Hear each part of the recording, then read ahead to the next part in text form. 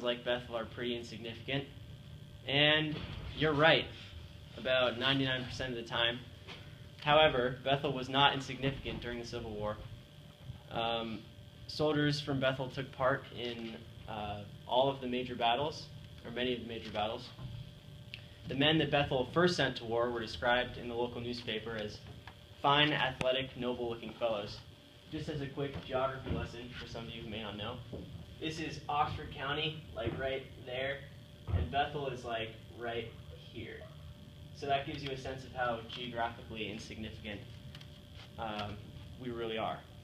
The organizations to which Bethel men chiefly belonged were the 1st, 10th, and 29th Maine, and the last two of which were reorganizations of the 1st, the 5th, 16th, 17th, 20th, and 23rd.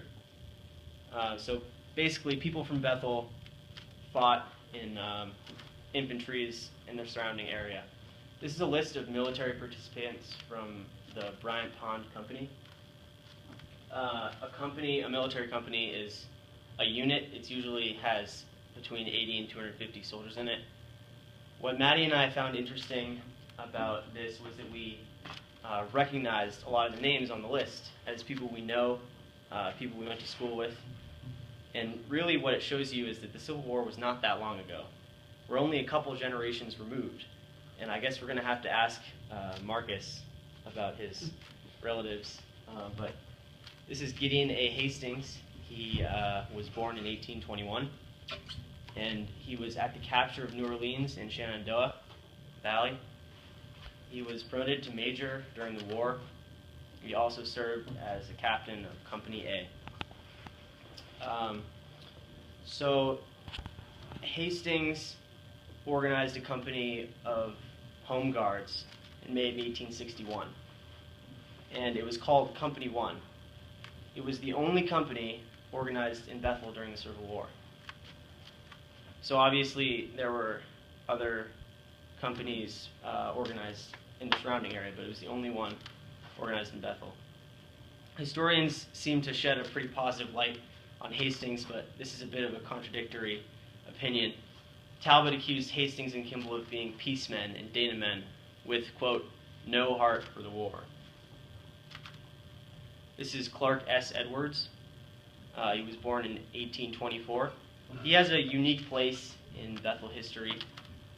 He organized the Volunteer Bethel Rifle Company as the Civil War broke out in 1861. So he had embedded himself in the war effort very early on. He was promoted to Brigadier General in 1864 by the governor to the Maine Gettysburg Commission. And in 1886, he was the Maine Democratic Party's candidate for governor, which is kind of a big deal. It goes to show you how respected he was. It's probably my favorite war story is of John Cooper. He was reportedly killed and buried in battle, and then to everyone's surprise, a few days later he came back to Bethel alive and was able to read his own obituary. These are some notable soldiers: Washington Robertson, Daniel Sanborn, Albert Grover, and Joshua Sawyer. Robertson was reported missing. It was later discovered that he was actually a deserter, which is John B. Walker, Cyrus M. Wormel, Peter T. Bean, and Farnham Bean. Peter T. Bean spent a year in Libby Prison.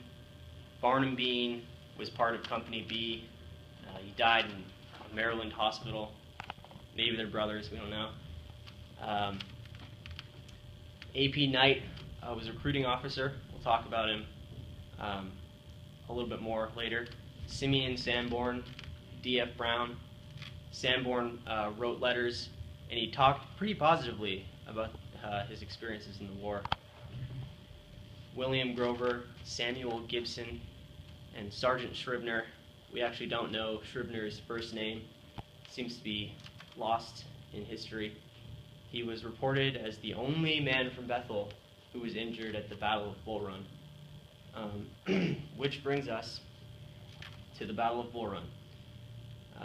It was obviously the first major Civil War battle. Not one Bethel citizen died, actually, in the Battle of Bull Run. The only caveat being Scribner, who was wounded. We don't know his first name. Something else really interesting happened. The captain's water boy, 13-year-old boy from Bethel, went missing. Name was Charlie Freeman.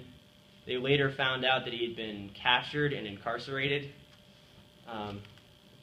by the Confederates, but he was released and he made it back safely to Bethel. In terms of recruitment, recruiting offices were set up in Bethel, obviously headed by A.P. Knight.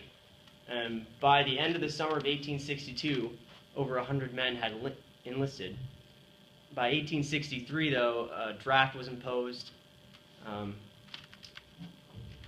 A story about a little bit of excitement that happened.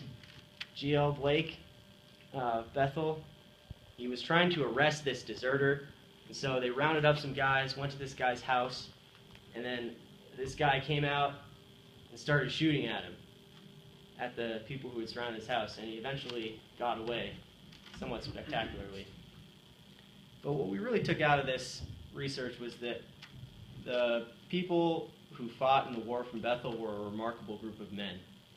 The Bethel newspaper was quoted saying that the men were in good spirits and they were excited to get into active service.